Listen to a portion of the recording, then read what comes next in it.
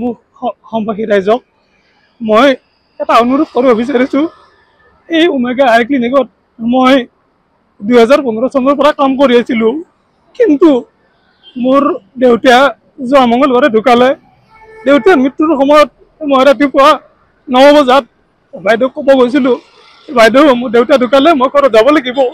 কিন্তু বাইদেউ মোক কৈছে তুমি কেনেকৈ যাবা, তুমি ডিউটি কৰিব লাগিব। কিন্তু বাইদেউ মোক যাব নিদিলে, ডিউটি কৰিব দিছে। 2টা বজাত মোক ইয়াৰ পৰা যাব দিছে।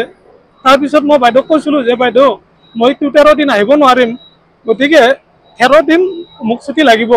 বাইদেউ তেতিয়া কৈছিল তুমি 13 দিন কেনেকৈ ছুটি পাবা, তুমি 3 দিনৰ জাচা খোৱাৰ পিছত তুমি শুক্ৰবাৰে তুমি আহিবা, আহি তুমি ইয়াতে ড্ৰেছ চেঞ্জ কৰি ধুতি খুলি থৈ তুমি লং পেণ্ট চাৰ্ট পিন্ধি ডিউটি কৰিবা।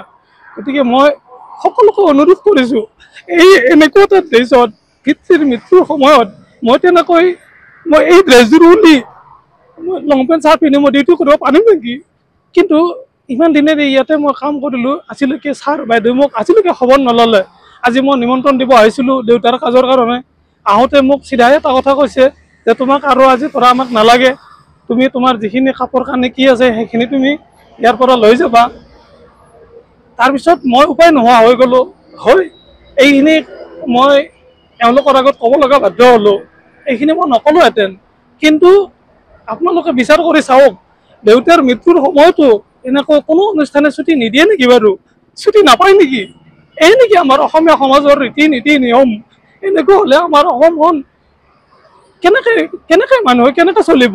এইখিনি যদি মানৱতা গুণ নাই এজন ডক্তৰৰ, তেখেত চকুৰ ডক্তৰ, আই স্পেচিয়েলিষ্ট ডক্তৰ আৰ কে দাস, সকলোৱে শ্ৰদ্ধা কৰে, সকলোৱে চিনি পায়, কিন্তু তেখেতে মোৰ ক্ষেত্ৰত এনেকুৱা কৰিব নালাগিছিল।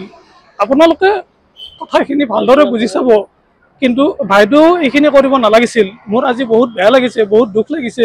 মই এনেকুৱাকৈ আজি এই মিডিয়াৰ সন্মুখত আহিব লগা হোৱাৰ কাৰণে সঁচাই মোৰ দুখিত, মোৰ বহুত বেয়া লাগিছে। আপোনালোকে মোক মাফ কৰিব, কিন্তু মই কথাখিনি ক'ব লগা বাধ্য হ'লোঁ কাৰণেহে কথাখিনি ক'লোঁ।